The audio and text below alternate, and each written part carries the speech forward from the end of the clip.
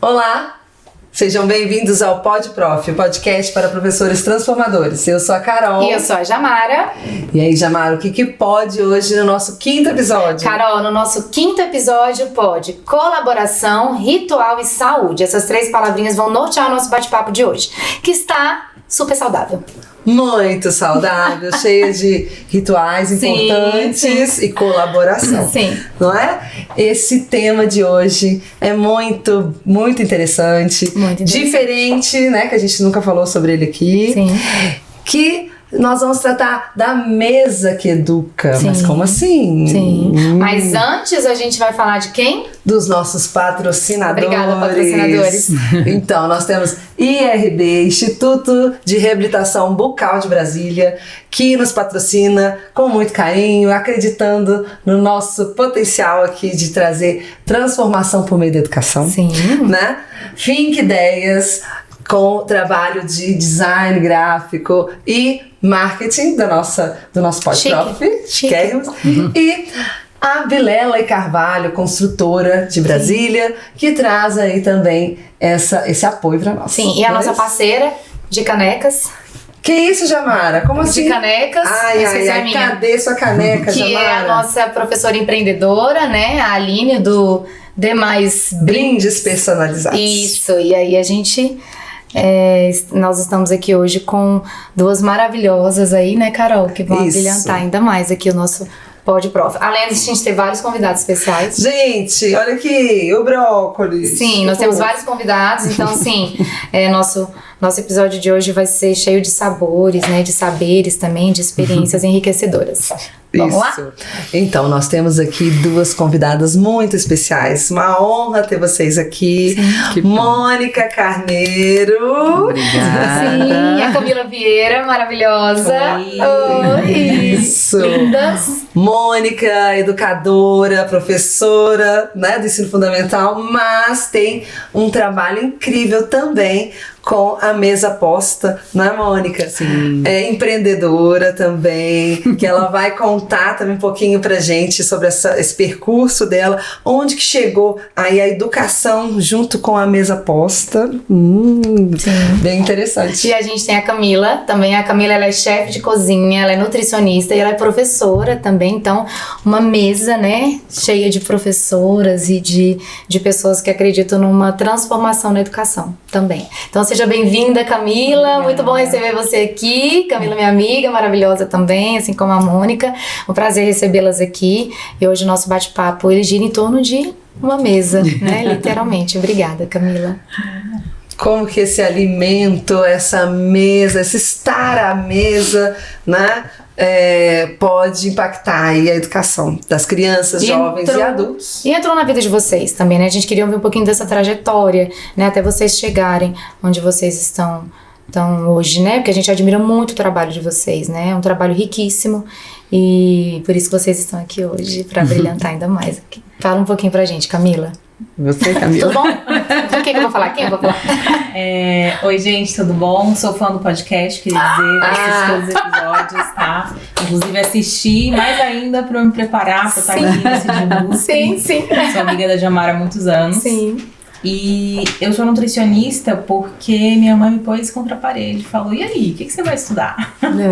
Eu saí do ensino médio pra fazer direito, como toda boa brasiliense, né? E fiz uns 3 semestres, entendi que não era aquilo, e minha mãe falou, e aí? Aí mãe, eu gosto de cozinhar, eu gosto de comida. E ela, tá, então você vai atrás de fazer gastronomia ou nutrição. E aí eu fui fazer os 2, né? Porque pra mim não cabia um nutricionista que não sabia nada de cozinha. E uma pessoa que cozinha pra alguém que não tem noção de nutrição, muitas vezes pode, né, criar ali alguns problemas de saúde. Sim. Porque comer, a gente come várias vezes ao dia. E isso impacta muito no nosso crescimento, no crescimento das crianças, na nossa evolução como adultos. E me intrigava muito a questão de, em muitos lugares onde as pessoas tinham acesso à comida, elas não comerem por algum motivo, ou por algum transtorno, ou alguma dificuldade ali, alguma questão emocional, e às vezes no lugar do lado as pessoas não terem acesso a esse alimento. Então a comida é uma coisa que me intriga muito, assim, né? Essa questão da nutrição, da alimentação. E aí eu decidi que eu queria estudar isso. Minha mãe, como professora também, ela falava, minhas filhas podiam não ser professoras. Aí eu acabei virando professora também. Hoje eu dou aula particular, já dei aula em alguns lugares. E a irmã também. E minha irmã também é professora, tá? Sim. Queria dizer. Ou seja... Então não teve muito como. É muito apaixonante você ver alguém ensinando e vendo aquilo funcionando e a pessoa crescendo. Então não teve pra onde a gente fugir, assim. A gente teve que, no final, ser educadora também. E é isso que a nutrição faz, né? Todo nutricionista é um educador nutricional e alimentar daquele ambiente. Então ele é responsável pela educação alimentar e nutricional de todo mundo ali. Então não tem pra onde correr. No consultório a gente faz isso, em todo lugar. Maravilhosa. Mônica. Boa tarde, gente. É um prazer imenso estar aqui com vocês. Eu acho que falar de algo que a gente ama é bem mais fácil, né? Então, assim, para mim, realmente é um prazer falar sobre a Mesa Posta. E aliar a Mesa Posta à educação, eu acho que foi uma virada de chave para mim, né? Que eu consegui colocar dentro da educação algo que eu amo muito e mostrar que a partir dela também se pode aprender, né? Então, eu vim de uma realidade muito humilde, não tem ninguém na minha família que seja professora. E eu olhava aquela minha vivência muito humilde, eu falava assim, eu tenho que sair daqui. Como é que eu vou sair daqui? E eu entendi muito cedo que eu só conseguiria sair através da educação, né?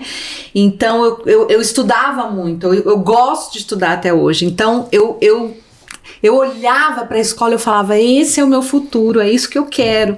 E eu tive uma sorte muito grande da minha jornada como estudante encontrar professores maravilhosos que me incentivaram, me inspiraram, e eu dizia assim, poxa, se ela tá fazendo, então é capaz, eu posso ser também, eu vou conseguir. Então eu fui me inspirando neste mundo. Então desde muito pequenininha eu ia para a escola para ajudar as outras professoras, né? Eu era monitora das outras professoras. Então isso foi me estimulando e foi mostrando que era possível mudar de vida, mudar minha perspectiva de vida por meio da educação, né? Então, meu pai era uma pessoa que ele achava que a mulher não precisava estudar, e ele dizia isso com muita clareza, né? Quando eu terminei o 8º ano, né, o 9º ano hoje em dia que se fala, ele disse, pronto, já tá bom de estudar, a mulher só vai até aí. E eu dizia, não, eu quero mais, né? E minha mãe comprou essa briga comigo, ela falou, não, você vai estudar, se é isso que você quer. E aí ela me mandou para a casa da minha outra irmã, que já era mais velha, e eu continuei estudando, fui para casa de uma tia, depois fui morar com uma outra pessoa, porque eu queria estudar, né? E eles moravam num lugar que não tinha esse acesso. E foi assim que eu consegui. E com 15 anos de idade, abri uma escola no bairro onde eu estudava, e uma amiga minha falou assim, vai lá, você tá fazendo magistério, quem sabe? E eu fiz a entrevista e fui contratada no primeiro dia, né? Com 15 anos de idade. Imagina uma pessoa com 15 anos de idade numa sala de aula. Hoje em dia as pessoas terminam pedagogia e não sabem o que é da vida, né? Eu com 15 já estava lá enlouquecida, querendo. E foi assim que começou a minha caminhada dentro da educação.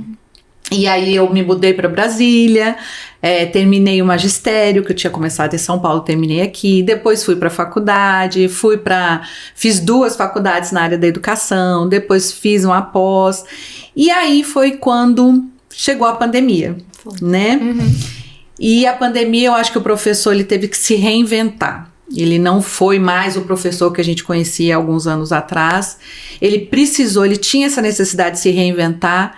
E foi um momento que eu falei assim, olha, é possível, a gente consegue educar assim, né? Por meio do computador, por meio de uma live, por meio de uma aula gravada. Então, isso me deixou, né? Eu falei, poxa, eu consigo. E aí foi quando a Mesa Posta entrou na minha vida. E eu comecei a estudar, fiz um estudo de quase 2 anos, né? Me tornei especialista em Mesa Posta. E aí foi que eu comecei a avaliar dentro da educação, porque sou professora até hoje, eu não larguei, há mais de 30 anos que eu trabalho como professora, eu comecei a perceber o comportamento de algumas crianças que ele era diferente de outras crianças. E eu comecei a estudar aquilo. Porque, na verdade, todo professor é um pouco pesquisador, né? Nos meus estudos eu fui aprendendo sobre isso.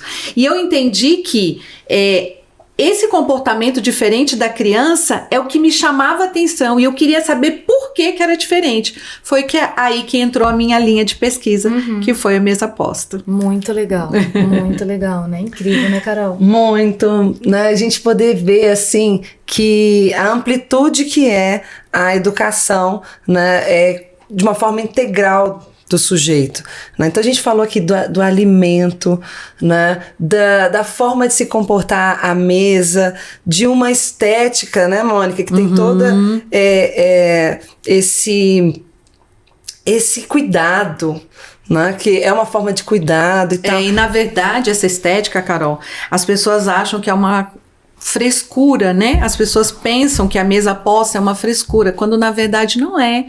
A mesa posta, ela é o pilar da família, né?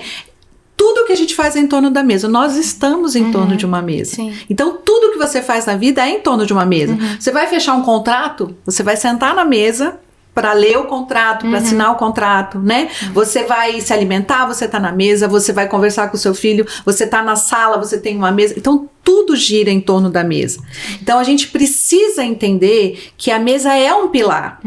Muitas vezes a gente pensa assim, a família começa aonde? Ela começa na mesa. Né? A educação do filho começa na mesa. As regras sociais que ele vai levar para fora de casa, elas começam antes na mesa.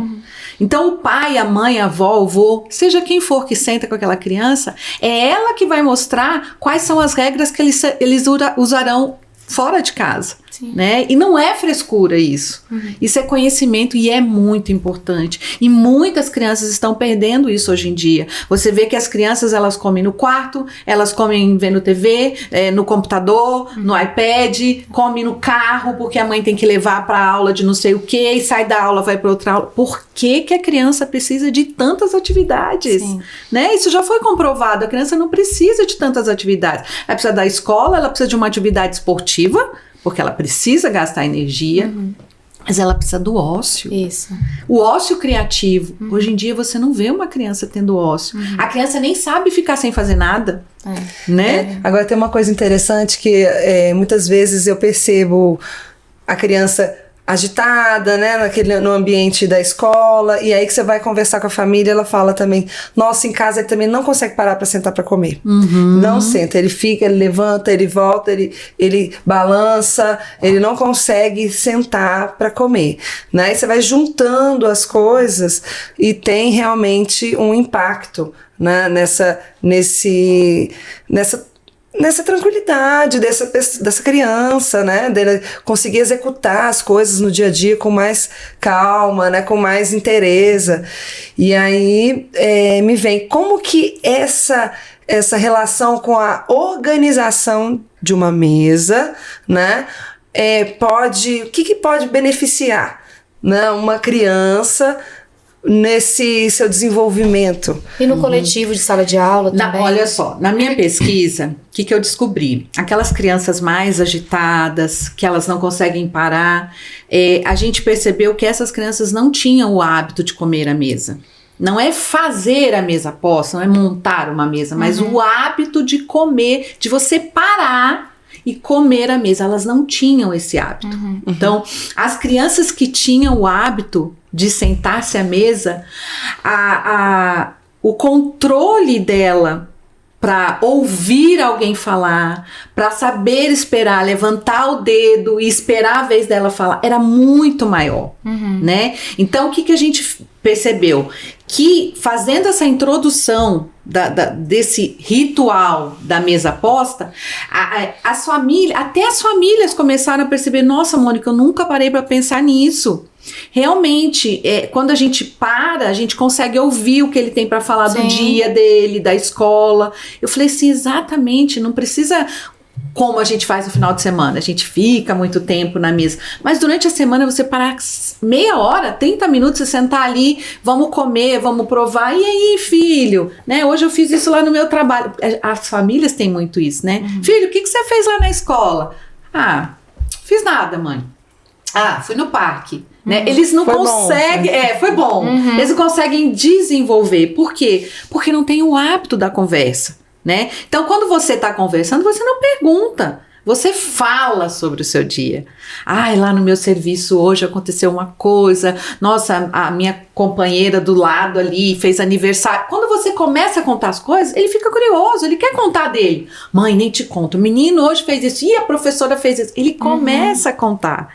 E essa divisão na mesa é que faz a gente realmente tornar esse ritual da mesa importante. Sim. Né? Você vai enchendo o seu baúzinho de memórias, né? E quando ele crescer, ele vai ter essa gama de memória que muitas vezes não tem, porque ele tá lá na frente do computador, Sim. ele tá na frente da televisão, Sim. né? Não, come aí, dá o menino para comer. Existe uma pesquisa na área da nutrição que fala isso, né? A criança que come na frente do computador ou na frente da televisão, ela tem uma probabilidade maior de se tornar uma criança obesa, porque realmente ela não sabe o que ela está comendo, Sim. né? Ela só vai devorando, Sim. né? Você pode ser mais clara do que isso, mas na minha pesquisa eu também descobri isso. Então, estar à mesa não é uma frescura, Sim. mas uma necessidade que as famílias estão perdendo hoje em dia. E esse ritual vai impactar dentro da sala de aula, sim. Porque a criança, ela vai ficar muito mais tranquila, porque ela sabe sentar. Ela sabe esperar, ela sabe ouvir, e ela não vai deixar de falar, ela não vai deixar de participar, ela não vai deixar de ser uma criança proativa, ela não vai deixar de ser produtora de conhecimento, ela não vai deixar nada disso. Porque ela tem a percepção do coletivo. Do coletivo. Né? A mesa que ela tá em casa é um espaço coletivo. Exatamente. É verdade. Ela vai dividir a mãe, ela vai dividir o pai com os irmãos. Sim. Aí ela vai esperar a vez ela dela. vai esperar mas na ela sala. vai contribuir da mesma forma, né? Exatamente, porque às vezes as pessoas pensam assim, mas se ela deixar de falar, se ela esperar sempre, ela vai ser aquela criança que não vai participar, Sim. que não vai, né? Não, de forma alguma, né? Eles falam, só que eu acho muito bonitinho. Eu faço esse registro das crianças antes de começar o projeto e depois de começar o projeto, né? Então eles falam, quer falar e briga, aí quando eles começam, né? Aí eles falam assim, dá licença, agora é minha vez de falar, professora. Com sonho. É sonho, entende? E assim, no lanche, né? Porque eles querem falar, eles querem andar, querem movimentar. E aí eles começam a te cobrar. Prof, quando vai ser a outra aula de etiqueta? Eles mesmos colocaram esse nome, aula de etiqueta. Legal. E aí eu falei assim, é sempre de 15 em 15. Ai, tia, diminui esse tempo pra gente aprender mais, né? Legal. E eles começam a levar pra casa, aí vem os relatos da família. Mônica, agora eu tenho que sentar na mesa, eu tenho que comer, porque ele tá dizendo que a gente tem que comer na mesa. Eu falei, certíssimo, ele tá certo. Mas, Mônica, eu não tenho tempo. Arruma 10 minutos. Prioridade, né? Faz a mesa antes, faz à noite, né? Pra tomar café com a criança de manhã. Sim, Carol tem isso, né, Carol? Faz sempre antes. A gente tem que dar um jeito. E antes de fazer a mesa, a gente tem o preparo, né, Camila? O preparo do alimento, né? Então, assim, de que maneira esse preparo, a participação das crianças nesse preparo ali, com os ingredientes, aí entra a questão, né, das sensações, né? De que maneira, assim, você vê esse impacto na criança construindo ali, né, a preparação daquele alimento junto com a família e depois sentando-se à mesa para poder compartilhar do alimento, assim. Eu queria que você falasse um pouquinho. Não, primeiro que eu tô toda arrupiada com a Mônica falando. Por favor, né? Gente, ela foi falando assim, eu falei, meu Deus, é isso. É isso! Que bom. Ainda, antes de responder Claro. alguns comentários que a Mônica fez, sim, faz todo sentido a criança comer muito mais, né, muito além do que ela precisa, se ela não estiver prestando atenção. E atenção, eu acho que é uma das palavras importantes aqui, né, no que a gente está falando. A gente precisa estar presente nesses momentos. E a criança, ela precisa aprender a estar presente.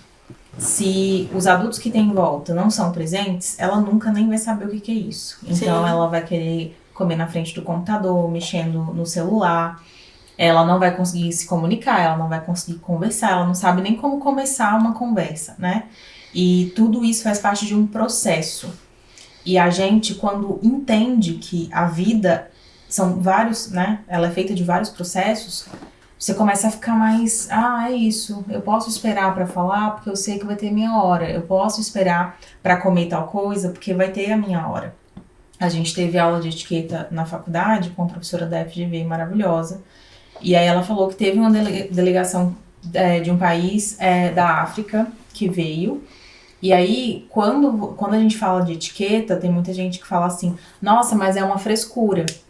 E aí, primeiro que etiqueta, você vai sempre se adaptar a quem você está recebendo. É a pessoa que está ali, que você está recebendo, que é a mais importante. Você não vai impor as suas regras para ela. Você vai tentar fazer com que aquela pessoa esteja bem, esteja, né, tranquila ali e tudo mais. E aí, nessa delegação, o pessoal fez de um jeito que não era tão adaptado. Era de um jeito assim, vamos ser chiques. O que tem o que é mais chique? E aí colocaram um potinho com uma água saborizada para cada um. E uma das autoridades que veio desse país... Eu já até imagino o que aconteceu. Tomou essa água. E não era para tomar. Era uma água para você lavar as mãos e secar. Ah, meu Deus. Só que aí, quando o pessoal viu que deu essa mancada, aí todo mundo aqui em silêncio aqui, ó. Aí todo mundo começou a tomar pra não constranger a pessoa que foi convidada. Sim. Então, pôr a mesa e receber alguém, gente, você pergunta, fulano, o que você come? Ela sempre faz isso comigo. Você tem restrição, alguma coisa. Né? Exatamente. Eu sou bem dificilzinha, né? Ser meu amigo é um pouco difícil. Porque não é sobre você, né? Não é o seu momento, é o momento de quem você tá recebendo. Nossa, é incrível. E aí esses processos são muito importantes, inclusive para mostrar para a criança que ela pode comentar do dia dela, que ela pode ajudar uma hora no processo na mesa, que ela pode ser sujeito daquela ação. E ela começa a se identificar como sujeito na sociedade. E aí vai ser uma criança funcional. Então, para além da sala de aula, que tem todo esse impacto super positivo que a Mônica trouxe, pensa em como é um ser humano que sabe fritar um ovo, né? Que sabe arrumar uma casa, que sabe colocar uma mesa, Perfeito. que sabe receber alguém. E a gente fala muito desses impactos, assim, no âmbito social, no âmbito, né, desse traquejo, mas com certeza impactaria também nas pesquisas de saúde pública. A gente vê hoje que mais da metade da população já tem sobrepeso, né? Até na Itália, inclusive, dados que este livro maravilhoso Tá lindo, né, gente? traz, tá? As linguagens da comida. Que as crianças italianas já estão começando a sofrer esse impacto, coisa que elas não sofriam tanto quanto as americanas, por exemplo, em comparação, porque tem esse valor que é dado na comida, na hora da alimentação, né? E aí sobre o preparo, Jamara, que você me perguntou, juntando com o que a Mônica trouxe, tem um termo que a gente fala... a despamonharização do mundo, né? A gente está se despamonharizando, porque para fazer pamonha você precisa de uma família, você precisa dos vizinhos, você precisa da criança, que ela vai só tirar ali a palha, às vezes você precisa da pessoa mais velha que vai dizer, olha, a receita é feita assim, ó, isso aqui tá errado. Então você precisa de alguém que tem um braço mais forte para carregar as coisas. Sim. E aí depois todo o processo da pamonha não se faz pamonha sozinha. É isso, sabe? E para além desse preparo que a gente vê esse senso de comunidade. E a valorização da cultura, Isso. da família. E o Como aquele coisa africano, né? Que para educar uma criança você precisa de uma aldeia inteira, né? E aí essa questão da pamonha. pamonha. A gente vê esses bolsões de populações, que o pessoal chama de blue zones, que são pessoas... Pegaram aí? Blue zones. Blue zones. São tribos ou comunidades que vivem de um jeito que alcançam a mais dos 100 anos de idade, né? Legal. Com muita saúde. E quando você vai olhar, eles fazem exatamente isso que a Mônica falou. Eles têm um senso de comunidade. Todo mundo tá completando o serviço do outro, tá todo mundo sendo agente da ação que vai ser muito importante para aquela população. Então tudo é feito em conjunto, desde quando você é criança e a criança olhando para o mais velho para ver como é feito isso. E isso traz um senso de que o processo existe e que ele tem que ser valorizado e que ele faz parte da vida. E enxergar a vida como algo devagar, cheia dos processos, que Mônica, que preguiça, vai ter que montar a mesa, o pessoal nem valoriza. Bota um saco de pão em cima da mesa, ela fala, pelo amor de Deus. Me bota um saco de pão em cima da mesa, pelo amor de Deus. Ai, que demorado. Você mostra que aquele momento é muito importante. Quando você faz esse tipo de ritual, você está valorizando aquele momento. Se a gente não valoriza esse momento, a gente vai sempre comer na frente da TV, a gente vai comer sozinho. E aí pro lado da nutrição, a gente dificilmente vai fazer uma mesa posta para um fast food. Eu nunca vi ninguém montar um suplá, pra comer um hamburgão. Exatamente. Então, normalmente, o que acompanha essa mesa posta é uma comida feita com muito carinho e com muita contribuição de todo mundo ali do lado, né? Você tem a questão do afeto, tem a questão do estar presente, a criança tá ali vendo você fazer. Então, por mais que, sim, eu entendo, eu sei que eu tô aqui falando no mundo das nuvens, né? Tipo, no mundo perfeito. Ideal, né? Eu entendo que não é assim, que é muito mais difícil. Mas é importante a gente entender qual é o ideal das coisas, o que seria ideal, pra gente tentar pelo menos alcançar ele um pouquinho. Ou possível, né? né? A gente fica chegar perto, muito né? longe, né, da nossa saúde, da nossa felicidade, da criação das crianças e da criação dos adultos, né? Enfim, de uma saúde melhor pra todo mundo, no final das contas. Eu fico pensando assim, se a gente se sente tão valorizado, né, quando alguém pensa no preparo de um alimento, a gente adulto, eu fico pensando numa criança, né? Então, às vezes a Camila fala, Jamara, a última vez que eu fui à casa dela, Jamara, olha só, vou fazer um bolo. O bolo, ele tem isso. Dá pra você? É muito gostoso. Não, tá. Comprei esse leite, fiz isso aqui. Quando eu cheguei na casa dela, eu me senti tão importante. Já aconteceu na casa da Carol também, né? Da Carol falar, Jamara, olha, o almoço vai ser isso, mas eu comprei isso aqui pra você. Então, assim, eu fico pensando se isso, falando de comida, né? Se eu me sinto tão importante, eu fico pensando numa criança, né? Então, e assim, eu fiz as etapas, eu fiz isso, eu preparei assim, a Camila, Jamara, olha, eu fiz assim. Eu coloquei isso daqui não tem problema pra você comer. E eu comi horrores, tá, gente? Eu comi bastante. Então, eu vejo muito isso. Essa é uma beleza muito grande, assim. E quando você, por algum momento, você tem uma privação daquilo ali, pra quem tava acostumado a viver à mesa, é sofredor, sofrimento. Você falou importante. Você falou, nossa, se eu me sinto importante, imagina a criança. A criança, ela não vai se sentir importante, ela vai achar que aquilo é normal. E ela vai levar, ela, não, gente, isso aqui é normal. Na sua casa não faz? É um valor. Eu vou fazer ele vira um valor. Ele vira um valor. Exatamente. Porque por conta desses rituais também, né? E essa questão da valorização, da questão da pamonha, né? Da valorização, a valorização da sua família, da sua cultura, de você se sentir pertencente de um lugar, daquilo que você leva, a sua bagagem que você leva, né? Eu tô achando incrível essa nossa conversa, porque ela sai muito de uma caixinha da gente pensar que a gente sai de casa levando outras coisas de conhecimentos mais técnicos, e por que não a gente sair da nossa casa falando dos cheiros, falando dos sabores, falando das texturas.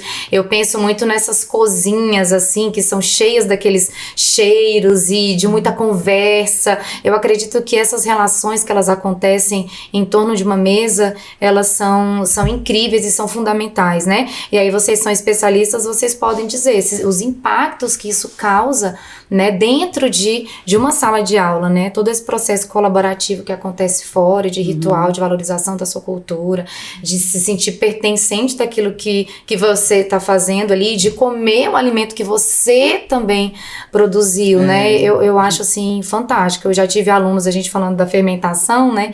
E aí é tão interessante, porque daí a gente dá um conteúdo que fala sobre a fermentação dos alimentos, e uma criança, ela tinha uma bagagem tão importante sobre o fato da mãe dela preparar o iogurte. Então, assim, antes de eu começar a falar, ela deu toda a aula. E ela só não foi totalmente pra parte técnica, ela falava assim, Jamara, eu acho que tem alguma coisa lá dentro, sabe? Que faz mudar o cheiro, aí fica mais cheiroso. Aí minha mãe coloca morango dentro pra ficar colorido. Mas ela faz do leite. Você acredita? Então, assim, eu acredito, eu acho isso tão fantástico, porque, assim, pra gente entender como... Sim, sim. E eu também, e ela falava assim, e aí no outro dia ela trouxe o pote de iogurte. E aí o iogurte ela chamava cheira. Ela falava assim, eu sei que você não pode comer.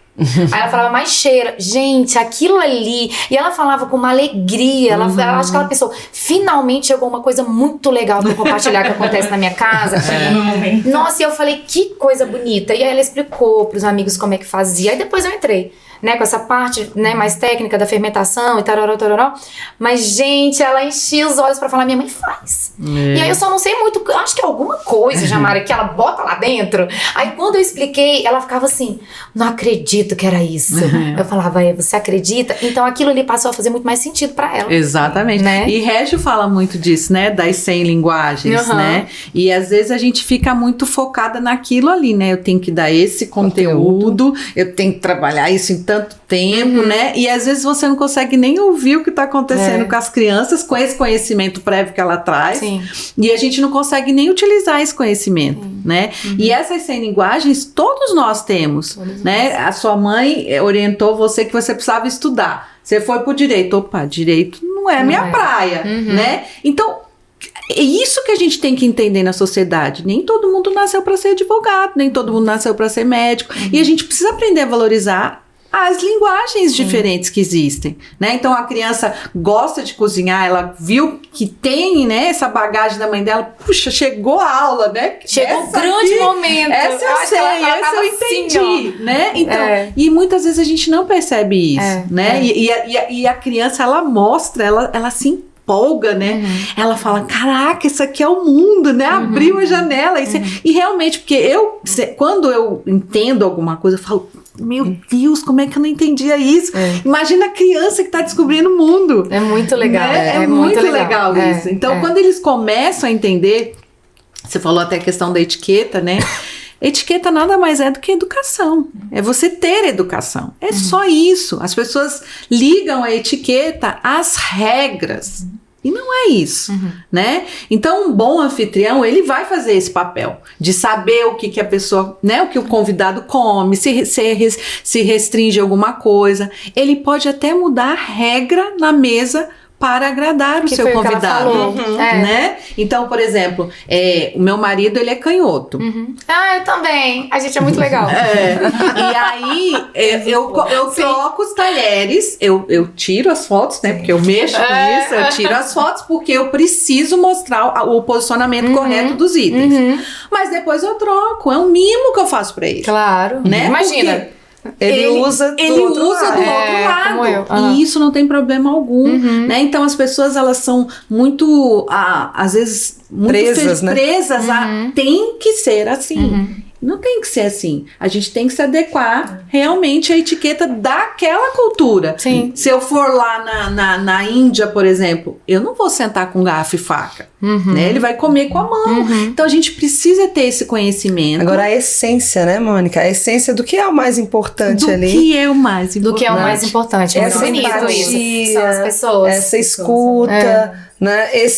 Essa tranquilidade, né, de se concentrar para sentir o sabor, para sentir a textura e de ganhar com isso toda uma experiência rica, né? Você estava falando de Reggio Emilia, que traz aí como múltiplas linguagens, e esse livro, ele vem lá de Reggio, né, que fala sobre essas experiências com as crianças, com os alimentos, né? E você, Camila, como mexe com essa parte de gastronomia, de produção do alimento, de ver o potencial que aquele alimento tem e transformar esse alimento de uma forma que ele seja prazeroso e nutritivo ao mesmo tempo, né? Então, essa questão de valorizar o alimento como nas múltiplas linguagens de que a gente vai ter sensações benéficas para a nossa vida, que não é só encher, né? Você se satisfazer ali da sua fome, mas também de perceber o gosto, o cheiro, né? As texturas e ter esse momento à mesa, né? E as memórias afetivas também. Sim, né? E é esse respeito que a Mônica estava falando, né? De você respeitar a regra do outro também. Como essa pessoa vai se sentir bem ali na sua casa e naquele ambiente. Inclusive, muitos métodos que são os mais estudados, que a gente classifica assim como os melhores para a introdução alimentar da criança, quando ela sai daquela fase de só amamentação ou só tomar fórmula para comer alimentos sólidos, ela é ditada muito nessa questão do respeito pelo outro. Então, a criança ela precisa de um tempo para entender que, né, isso é uma fruta. E isso aqui eu posso colocar na boca, porque tá todo mundo gritando aqui quando eu coloco alguma coisa na boca. Eu posso colocar tomada na boca, eu posso colocar banana, tipo, como é que é isso? Então ela tá aprendendo aquilo. E aí isso traz, né, um pouco das 100 linguagens. Porque a criança, ela primeiro olha, vê se tá ok, dá uma cheiradinha. A apresentação visual também daquilo. Isso, que é muito importante. Então, às vezes, ela não vai comer se estiver inteiro, mas se estiver de tal corte, de tal jeito, arrumadinho no prato, ela vai dar uma chance. Às vezes, você vai preparar aquilo tudo bonitinho e tal, e ela não vai olhar. Não vai querer. E é um tempo, né? Às vezes, ela vai só jogar no chão, um negócio super legal que você fez, mas ela precisa entender que aquilo é um alimento. Se hoje a gente vai comer alguma coisa muito estranha que a gente olhe e não reconheça de acordo com a nossa cultura que é comida, gente, eu não vou comer assim tão rápido. Peraí, eu nunca testei isso. E se eu tiver alergia a esse negócio que eu nem conheço, sabe? E aí, como é que come isso? Eu pego e o cheiro tá meio estranho, é de comer mesmo? Então a gente vai ter essa barreira. Então, quando você respeita o outro, também é isso, né? A educação, ela tem total relação com isso. Respeitar a aluna que traz toda uma bagagem de casa que é incrível, que sinto muito para sua aula de Amaro, hoje ela não vai ser dada, porque a aluna vai dar. Então, essa questão do respeito no consultório com um paciente que chega e fala, Camila, eu não como fruta, paciente de 30 anos, não como nenhuma fruta. E aí você, tudo bem, tá tudo bem. Não, tá tudo bem, tá tudo bem. E aí, aos poucos, você vai entendendo a história daquela pessoa, entende que ela teve uma introdução alimentar muito complicada, que não tinha ninguém cuidando dela ali, que ela não teve esse apoio na escola. E aí ela não tinha ninguém pra dizer pra ela o quanto que era importante comer fruta. Essa paciente em particular, ela vai saber que eu tô falando dela. Ela descobriu depois que a mãe dela precisou ir trabalhar, sair de casa, né, pra trabalhar, e deixou ela com a babá. E ela falava pra babá, só dá fruta amassada.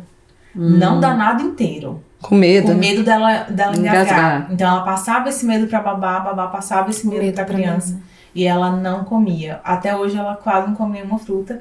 E a gente começou a introduzir com sucos, com vitaminas, fruta seca, mexer com outras texturas, né? Em respeito a essa paciente. Porque às vezes a gente fala, poxa, mas o fulano já tem 30 anos, né? Ele que se vire pra... E não é assim. Tem uma parte lá da nossa infância que foi deixada de lado pra gente não desenvolver isso. E aí os professores também têm muito esse papel. Calma que o povo joga tudo pro professor, né? Olha, eu falei aqui, mas é tudo pra vocês, tá? É tudo pra vocês, tá? E quando é uma casa onde, minha mãe sempre cozinhava. Minha mãe sempre fazia isso. Meu pai faz uma comida tal que é maravilhosa. A gente sempre comeu à mesa. Você vê a habilidade alimentar e nutricional que aquele paciente tem. Ele come de tudo. Ele sabe o que ele não gosta. Ele fala, isso aqui realmente eu não gosto, já tentei e tal. Ele consegue falar a linguagem da comida, sabe? Porque na infância, né, na adolescência, ele teve gente orientando ele a fazer desse jeito. E isso vai acabar tendo um impacto muito grande na forma dele ver os alimentos, na forma dele ver o corpo dele, a saúde dele. E isso impacta na saúde pública no final das contas, né? Sim, exatamente. E a gente vê que tem países que levam isso muito a sério e os índices de obesidade são baixíssimos, né? Indo de contramão ao que está acontecendo no resto do mundo. Inclusive nessas blue zones. Então, esse senso de comunidade, fazer a criança crescer entendendo que é importante, porque sim, sentar à mesa é importante, comer bem é importante, estar presente é importante. Ela vai passar isso, vai transpor, né, para outros cenários da vida dela. E falando um pouquinho dessa questão agora dessa saúde mesmo, né, da questão da saúde nutricional. Como é que você percebe uma criança bem nutrida nessa questão da aprendizagem em uma criança que não está bem nutrida? Porque às vezes a gente fala assim, tô cansada, uma falta de vitamina. Mas aí às vezes um especialista olha para a criança ali e não faz todo esse trabalho de entender como foi esse processo de uma introdução alimentar e às vezes lauda e vai dar um diagnóstico para uma criança de alguma coisa, sendo que as taxas estão muito baixas, a questão nutricional realmente está bem ali, difícil ali. Então, assim, como é que você vê essa questão da nutrição na aprendizagem da criança e o que pode ficar de alerta para as famílias e para os professores nesse sentido também? Só um detalhe. Tô um pouco rouca, tá, gente? Só um detalhe. Sou professora, tô rouca. Só um detalhe também, que tem muita fala assim, as crianças quando comem muito açúcar ficam muito agitadas. Isso é verdade mesmo, né? Se tem algum estudo sobre isso. É verdade, Camila? Cheia. Depois do lanche, não, porque eles comeram muita coisa doce. Olha aí, tanto açúcar. Voltam super agitados depois do recreio. O que vocês comeram? Então, se tem alguma relação. Falando sobre nutrição e desnutrição.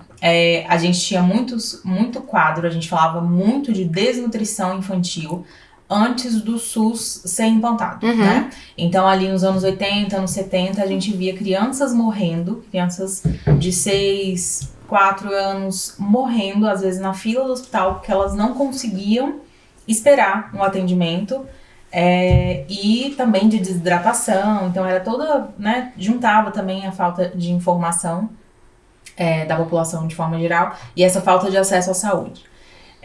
Então, sim, a gente fala de desnutrição do tipo assim, não tinha nada. Do tipo, não tinha carboidrato, não tinha os macronutrientes e também não tinha os micronutrientes. E aí hoje a gente vai mais pontual. Então, hoje a gente tem o Programa Nacional, né, de Alimentação, que é o PNAE. E hoje a criança, ela tem direito a comer. O PNAE, ele é um espelho para os países, principalmente da América Latina. As pessoas da América Latina, os líderes da América Latina veem o PNAE e falam, sério? Que tem todo dia, tipo, uma bolachinha, pelo menos, com suquinho e tal? Como assim? Todo dia vocês dão isso para criança? Como vocês conseguem? E é uma coisa que a maioria dos países não fazem, né? E o Brasil é imenso. Então, eles entenderem que a gente consegue fazer isso, por mais simples que às vezes essa alimentação seja, é muito incrível. Olha, né? Só. Então, o PNAE, ele veio mudando todo esse cenário quando a gente fala de nutrição e desnutrição. Inclusive, eles utilizam muito da alimentação também que eles plantam, né? Sim, para fazer para merenda escolar. Isso, aí tem as escolas que são, né? Aí o outro extremo temos uma horta na escola, as crianças sabem sobre plantar. Sim. Então, eles colhem isso, né? Esse cenário muito legal. Em vários lugares. Infelizmente não são em todos, né? A gente sabe como é. Mas sim, em vários lugares tem sim essa questão. Hoje a gente tem regras sobre o produto, o tanto de produto ultraprocessado que pode ir na merenda do PNAE. Então hoje existe esse olhar, né, diferente. Porque a gente viu que dos anos 80, anos 90 para cá, teve esse grande boom de ultraprocessados, onde são coisas alimentícias, né? Não dá pra chamar muito de comida. Mas ingredientes alimentícios que salvam muita gente, eu entendo, tá? Em casos muito extremos, mas que no impacto maior deixou a gente com sobrepeso, deixou a gente se deixou comer mais rápido, né? A carne, a gente precisa mastigar. O vegetal, a gente precisa mastigar. E aí uma bolacha recheada, a gente põe na boca, ela derrete, né? Facilita, porque é fantástico, né? Mas assim, não façam, tá? Não comam mais, por favor. O pacotinho pequenininho de bolacha recheada. Biscoito, tá, gente? Desculpa aí, qualquer... Pode ser biscoito também. Biscoito ou bolacha? Sou de Brasília, então acho que eu posso falar aquele pacotinho com 4 bolachas recheadas, tinha uma marca que tava assim... O total dele, umas 400 calorias. 400 calorias é de um prato de comida completo. Pra quem tá querendo uma hipertrofia. Tipo, pra quem come muito. Deus do céu, Camila. Tudo bom? Então tá bom, então. Meu Deus. E aí a gente come aquela bolacha assim. Não tem como colocar uma mesa posta com bolacha. Não dá, né, amiga? A não ser que seja um biscoitinho. Sabe aqueles biscoitinhos caseiros que a né? mamãe fazia. Um petit four. Mas esses, no caso, não, né, Camila? Mas esse boom aí que também causou essa saída da mulher de dentro de casa, né? Foi com essa revolução industrial que fez a mulher sair de casa, porque com a Segunda Guerra muitos maridos morreram, então a mulher teve que sair para trabalhar, porque precisava sustentar a família. E essa saída da mulher fez esse impacto que a gente tem até hoje. Porque aí, né? o alimento tem que ser mais rápido, né? As comidas desenvolvidas para a guerra, no caso de alimentos super concentrados em caloria, elas precisavam dar uma vazão. Porque a guerra acabou e aí eles precisavam vender. Exatamente. No Brasil, o leite condensado. Você vê como tudo é interligado. Que a mãe guarda no fundo do armário e quando você pede pra comer, ela fala que vai fazer um pudim que nunca vai fazer. E aí a gente vê o impacto de outros programas sociais também, de distribuição de renda e tal, tendo esse lado positivo das crianças se manterem na escola, porque muitos programas de renda têm essa obrigação, esse objetivo. E também a criança que vai pra escola, pelo menos o pai sabe que ela vai comer uma vez. Ai, sim. Entendeu? Se ela ficar em casa o dia inteiro, provavelmente ela não vai comer. E aí essa insegurança alimentar, que a gente chama, né? Esse é o termo técnico.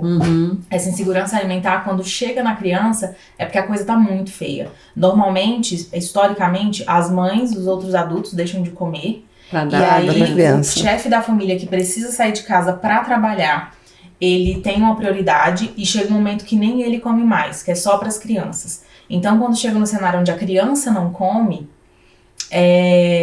tá muito ruim, né? E hoje a gente tem essa possibilidade da criança ir para a escola e ter pelo menos direito ali a um lanche, 2 lanches.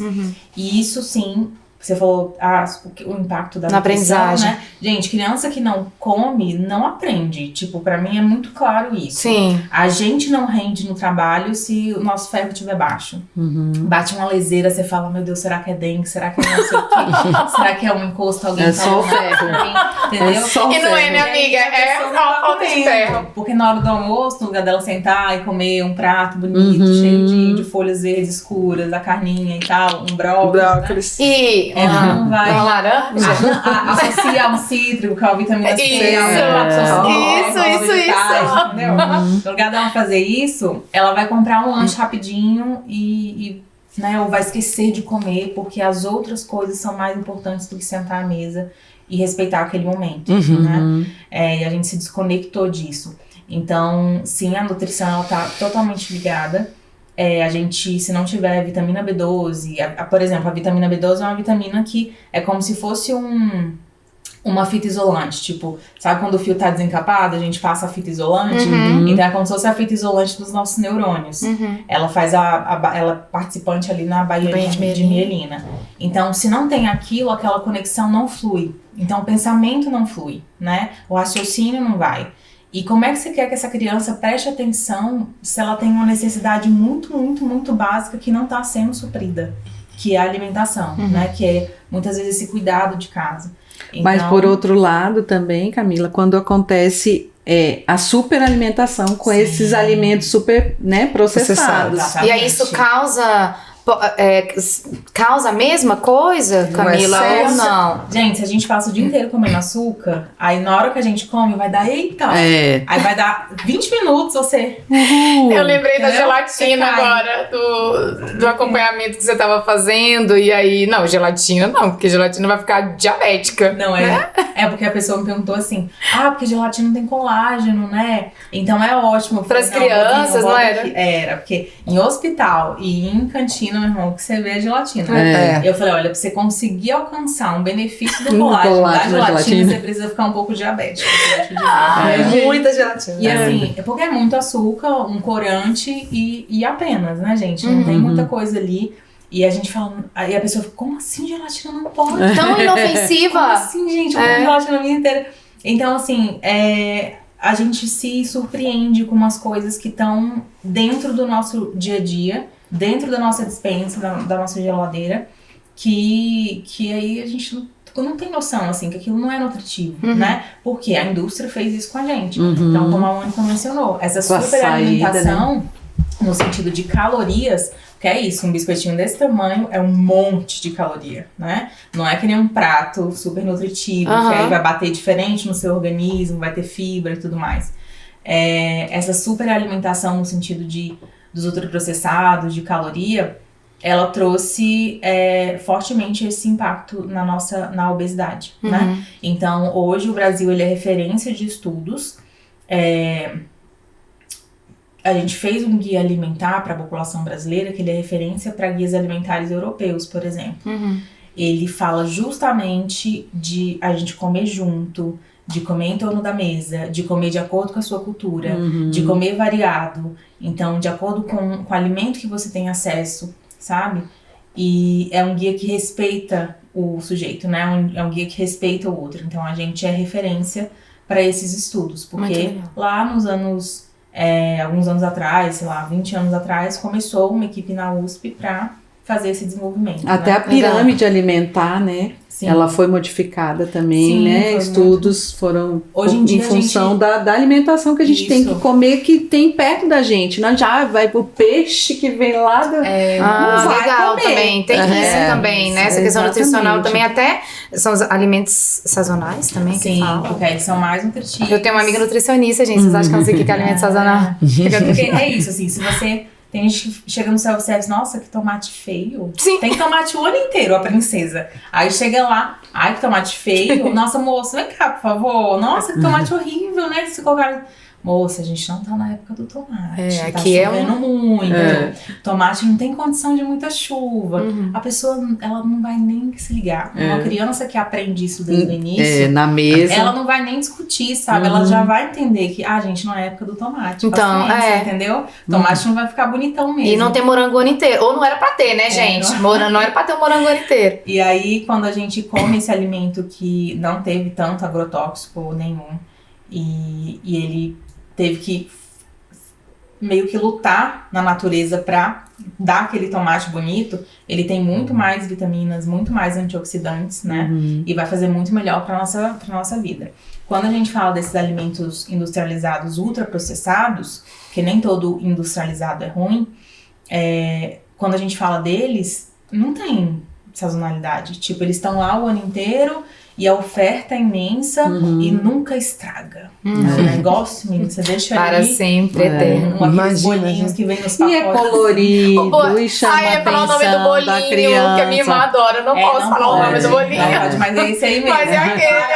Tá vendo aqui? Ele não estraga, esse bolinho, ele é eterno. Esse bolinho, ele é eterno. Imagina o que bom faz. Que a gente não estraga dentro também. Tem um formol aqui, ó. Nada a ver também. Não, mas... Legal. Mas é isso. E a Mônica tava falando aqui pra mim do cheiro, né? É tudo muito artificial. Então, quando a criança vai provar, quando a criança sai desse cenário de ultraprocessado e ela vai tentar entrar nesse mundo do alimento in natura, ela, nossa, não tem gosto de nada. Exatamente. Eu tenho muitos pacientes adultos que falam, ai, Camila, não tem gosto de nada isso. Então mais um motivo pra você comer, já que você não tem gosto de nada, não vai atrapalhar a sua vida. Pode. Vai ter muita fibra e tal, não sei o que lá. O pessoal fala muito do chuchu, tadinho. Amo Isso aqui é um chuchu. Adoro Não, é uma chuchu. pera. O chuchu não tem nem identidade. É o chuchu. Você acha que alguém ia fazer uma coisa de chuchu? Apesar de eu amar. Eu também gosto. É um alimento que tem fibras super importantes pra gente, tanto pra nossa saciação na hora da alimentação, quanto pra saciedade a longo prazo. Então, quem come os vegetais todos os dias, as porções de frutas que a gente precisa comer todo dia, vai ser uma pessoa a longo prazo muito mais saciada. Vai ser aquela pessoa que vai ter menos picos de, nossa, tô morrendo de fome. Nossa, preciso comer um negócio aqui e tal. Por quê? Porque dentro da matriz alimentar, e aí sim, com a matriz alimentar, diferente do ultraprocessado, que ele não tem matriz, né, nenhuma, vai ser muito mais benéfico, né? Então, sim, e a criança que come açúcar, né? Que assim, ela come uma banana, come um negócio com aveia e tal, o carboidrato que vai ser quebrado, ele vai entrando devagarzinho, entendeu? O do açúcar, não. Não. O açúcar simples, né? Tipo de um pirulito, de um refrigerante, ele vai dar um pico ali na criança. Gente, a criança é tão pequenininha. Quando um adulto grande, tipo, pesado assim, sabe, muito músculo, toma uma coca, ele já sente diferente. Tipo, imagina uma criança tomando refrigerante, tomando suco industrializado, que tem um monte de açúcar. Então é importante a gente entender também isso, porque essa criança vai dar esse pico, daqui a pouco ela tá assim, ela tá com ela fome perde de total novo. atenção na educação. Agora me fala, você tinha falado sobre o seu trabalho como professora, hoje você trabalha como professora de gastronomia, né? Mas você já atuou dentro de escola, Camila? E se isso, que impacto que você vê, e se existem programas de educação alimentar para as escolas, se você já viu algum trabalho e que... Com o advento do PNAE, então acaba que a própria instituição privada, ela começa peraí, a gente tem agora um parâmetro, né? Não pode ser pior do que, né? Sim. Então vamos melhorar aqui. Hoje em dia tem leis que não pode vender, né? Refrigerante, ultraprocessado, nas escolas. E aí isso melhorou bastante até. Mas as crianças acabam levando de casa, boa parte. Mas assim, a instituição está fazendo a parte dela, o que é de grande importância.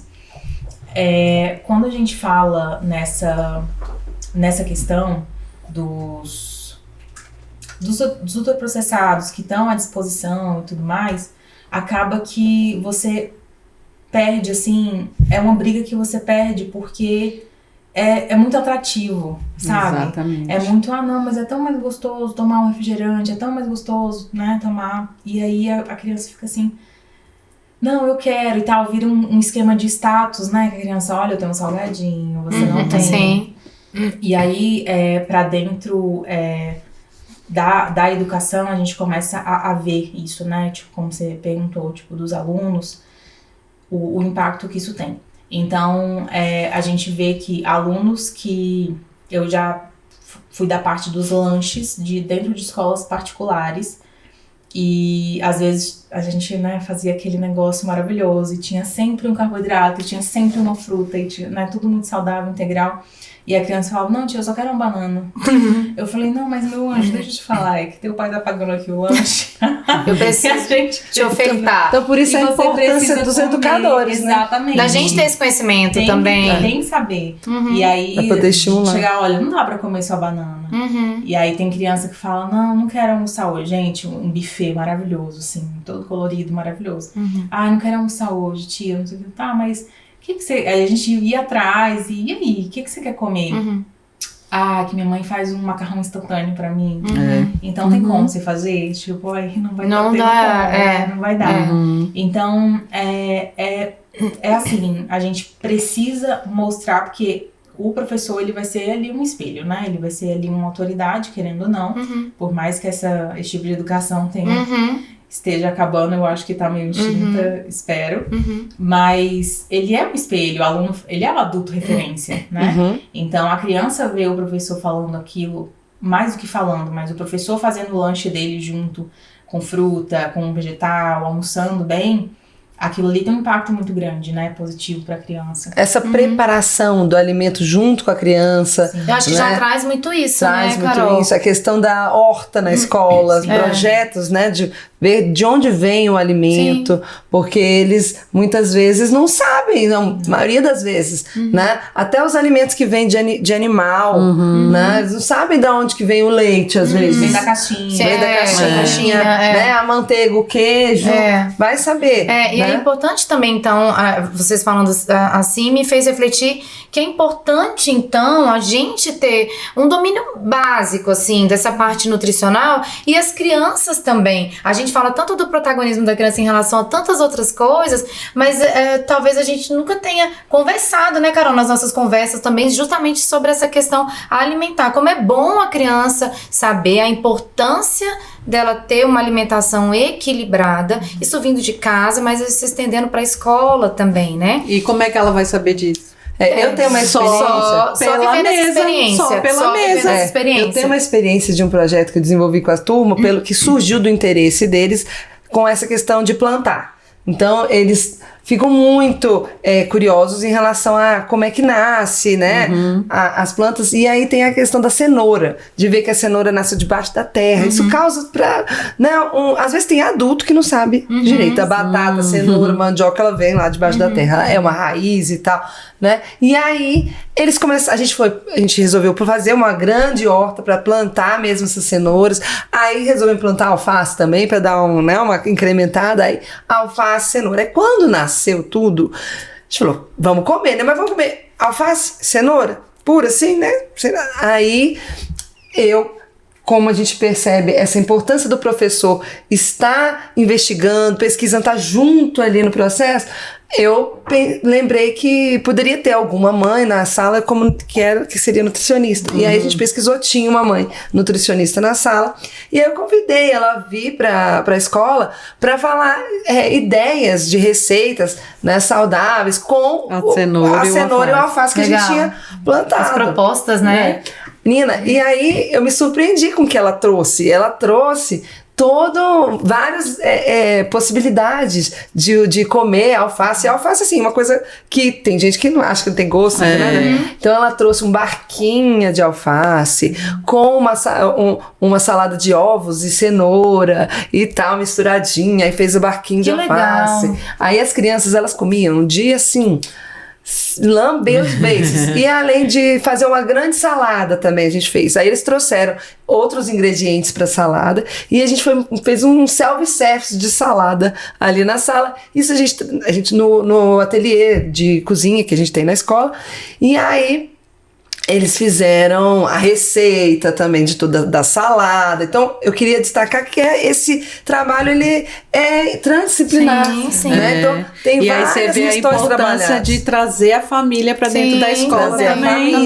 Né? E que a cenoura e alface passaram a ter um sentido e um significado para as crianças, né? Elas cultivaram aquilo ali e foi para a mesa delas, né? Isso é incrível. Não, e algumas famílias chegaram a falar assim, nossa, mas ele não come salada aqui em casa. E aí todo mundo queria comer e repetir, porque cada um montou sua salada, cada um trouxe vários dos ingredientes que gostavam de ter na salada, e juntando tudo aquilo, cada um criou a sua salada. E aí teve a questão da mesa também, da organização dos ingredientes, né, de todos os ingredientes estar visíveis, do prato, do talher de cada um, e eles se servirem, e todos à mesa para comer a salada, né, e era para comer uma salada, gente, não era para comer mais nada tão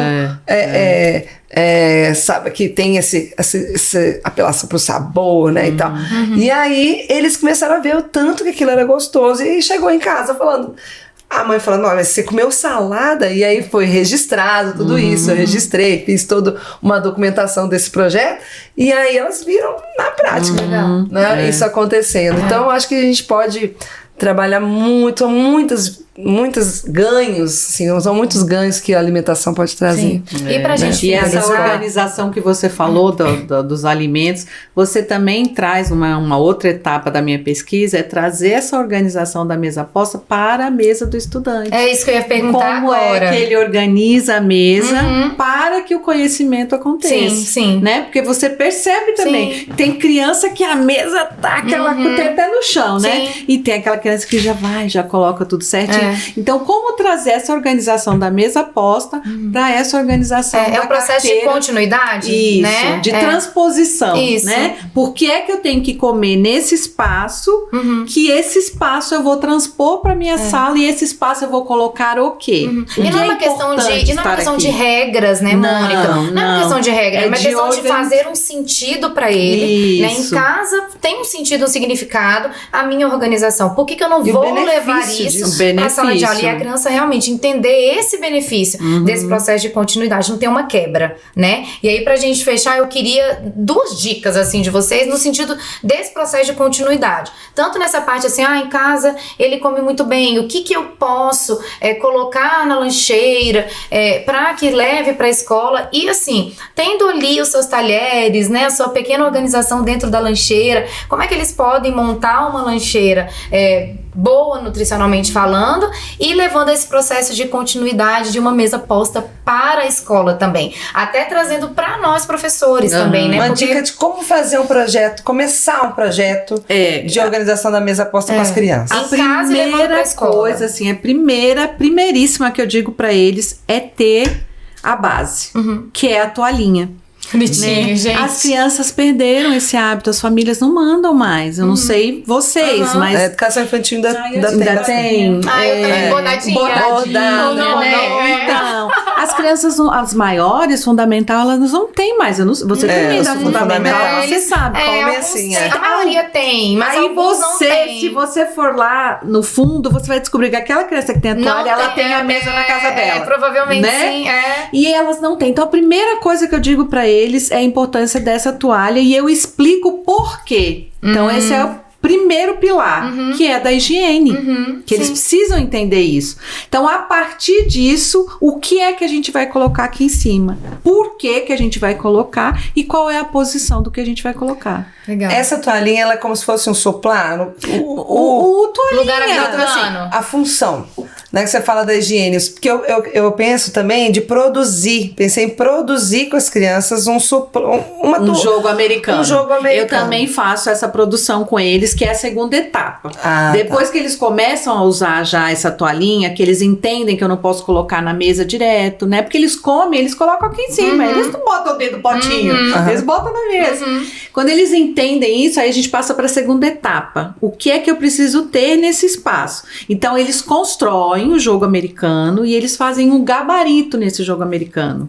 O que é que eu preciso ter e qual é a função de cada um. Então, eles fazem esse gabarito, eu conto para eles a história, né? Historicamente, como é que esse utensílio entrou na mesa e qual é a função dele. Gente, que legal. Aí, depois dessa segunda fase, a gente vem para a terceira fase, que é transpor isso mas isso é muito devagar.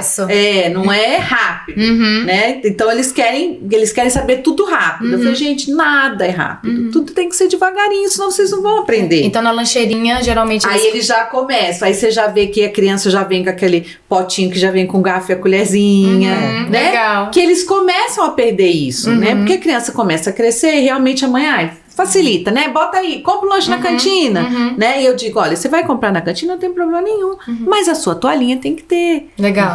Camila, e aí o que colocar dentro de uma lancheira? O Casimiro reagindo. Primeira coisa, eu adoro isso. Sim, né? Das lancheirinhas. Primeira coisa, fazer a criança participante do processo de arrumar a lancheira. Legal. Tem um horário, assim. Que às vezes eles nem sabem o que tem dentro da lancheira. É uma surpresa, é uma caixinha de surpresa. Então, assim, ser participante desse processo. No dia anterior, à hora de arrumar o lanche de amanhã. Então, a criança não tem esse negócio do futuro muito bem estabelecido. Dependendo da idade ali, a gente está desenvolvendo. Então, tentar forçar isso, né? Esse aprendizado no sentido de, se você não preparar hoje, amanhã não tem. Então, entender que existe um processo que a gente precisa pagar um preço de um tempo para ter uma coisa importante amanhã, que é a nossa alimentação. E aí o adulto não faz isso, né? Que aí quer tudo pronto e tal. Ai, não deu tempo. Não tenho tempo de fazer minha marmita e tal. Então, quando você traz isso pra criança, ela vai... eu preciso... Mãe, é hora de fazer o lanche. Pai, é hora de organizar aqui. O que eu vou levar amanhã? E aí, chamar ela como participante, né? Entender que existe ali... que dá pra ter um sanduíche, dá pra ter um bolinho, um carboidrato ali, né? Pra essa criança ter energia, algo mais integral, que tenha aveia, que tenha grãos. E, lógico, isso também ela só vai comer se já tiver inserido na rotina dela. Porque se tiver um negócio muito novo ali de repente, nem adianta. Mas levando em consideração isso, que já está, levar uma fruta também, levar alguma coisa para ela beber. Tem criança que prefere tomar só água. E quando ela tem esse hábito, ela vai evitar bebidas açucaradas, né, de forma geral. Então, entender que existem elementos que têm que ser respeitados. Então, assim como a Mônica falou, tem um garfinho, tem a toalha, tem... então o que eu preciso pro meu lanche? Então de comida eu tenho que levar um bolinho, um sanduíche, porque eu sei que senão não sustenta, não me enche a barriga, e é importante levar uma fruta, e eu preciso beber água, eu preciso, né, ter um líquido ali. não, eu quero alguma coisa salgada. Aí a criança, não gosto de ovo, mas aí se você cozinhar um ovinho de codorna, pequenininho, fofinho, vai que ela vai adorar. Bota aqueles espetinhos de carinha de bichinho. Um tomatinho, cereja. Sim. Então, assim, que outras formas ela pode aprender também a apresentar aquele alimento, né? E aprender a gostar daquilo. Então, Que é a estética também, né? Exatamente. Porque a gente come primeiro com Pelo os olhar. olhos, né? A nossa fase cefálica, que é a primeira fase da alimentação, a gente pensa, eu vou pedir o que hoje pra comer, sei lá.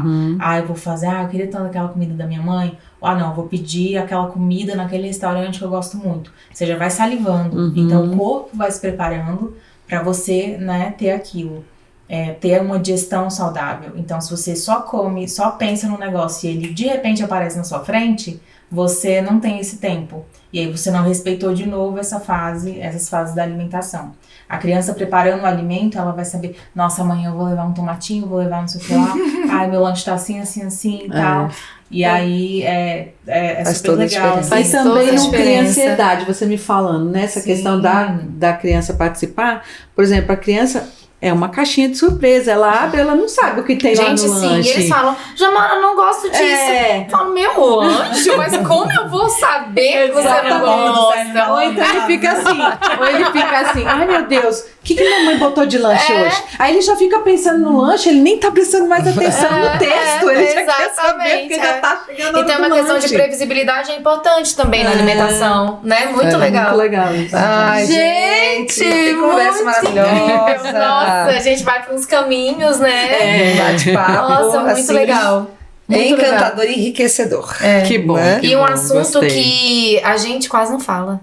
Exato. A gente, bom, de mesa posta mesmo pra crianças, a gente não fala. Estão inovando, né, Jamara? Agora, olha só, vocês valorizem esse podcast de professoras, eu tenho certeza que você for procurar um podcast, você não vai encontrar um podcast com esse tema aqui. Não tá vai. bom? Não vai mesmo. Não É vai. um tema muito difícil, inclusive, de pesquisar. Porque não tem biografia. E se você pensar no impacto disso que vocês trouxeram pra vida de uma criança na primeiríssima infância, enfim...